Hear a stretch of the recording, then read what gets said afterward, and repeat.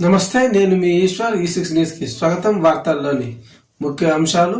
తెలంగాణ రాష్ట్రంలో ప్రభుత్వం మారడంతో రేవంత్ రెడ్డి సర్కారు బీఆర్ఎస్ నేతలపై దృష్టి పెట్టింది.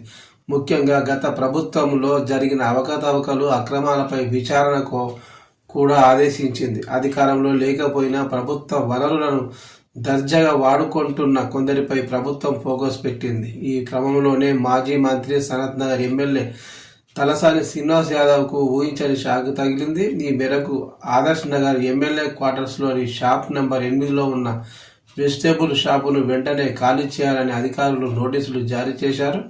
అయితే తనకు నోటీసులు అందని విషయంపై తలసాని శ్రీనివాస్ యాదవ్ ఇంకా స్పందించారు.